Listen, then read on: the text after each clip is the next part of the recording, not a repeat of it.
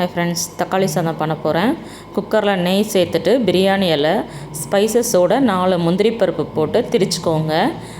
கருவேப்பிலை சேர்த்து வதக்கிக்கலாம். நான் 3 பேருக்குள்ள அளவு தான் அதெல்லாம் சொல்லிகிட்ருக்கேன். ஒரு பெரிய வெங்காயம் எடுத்து நீளவாக்கில் நறுக்கி அதையும் சேர்த்துக்கோங்க. ஸ்கூல் ஸ்டார்ட் ஆகிடுச்சு. இப்போ நமக்கு இந்த மாதிரி 1 பாட் ரைஸ் பசங்களுக்கு கொடுத்து விடுறதுக்கு தேவைப்படும். நம்ம ஒரே மாதிரி தக்காளி சாதம் பண்ணாமல் ஒவ்வொரு தடவையும் ஒவ்வொரு மாதிரி பண்ணால் பெட்டராக இருக்கும். அதுக்கு தான் நான் இப்போ காட்டிகிட்ருக்கேன். 3 தக்காளி, சின்ன சைஸ் தக்காளி, அதையும் சேர்த்து வதக்கிக்கலாம்.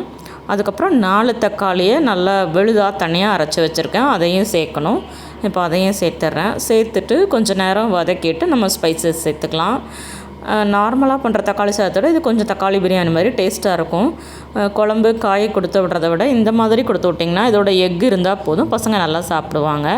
ட்ரை பண்ணி பாருங்கள். இப்போ ஸ்பைசஸ்லாம் சேர்த்தாச்சு. எப்போவும் சேர்க்குறது தான். தனி மிளகாத்தூள், மஞ்சள் தூள், உப்பு, அதுக்கப்புறம் ஜீரகப்பொடி, மல்லித்தூள், கரம் மசாலா இவ்வளவும் சேர்த்துருக்கேன். இப்போ 2 ஸ்பூன் தேங்காயில் புதினா, கொத்தமல்லி இலை, பச்சை மிளகா எவ்வளவும் திரித்து போட்டிருக்கேன். தண்ணி ஊற்றி அரைக்கக்கூடாது, திரித்து போடுங்க, அப்போ தான் டேஸ்ட் நல்லாயிருக்கும். 1-2 திரிச்சிட்டு நல்லா வதக்கிட்டு சாதத்துக்கு தேவையான அளவு தண்ணி ஊற்றிட்டேன். நான் 1 கிளாஸ் ரைஸ் தான் வச்சுருக்கேன், ஸோ 3 கிளாஸ் தண்ணி ஊற்றிருக்கேன்.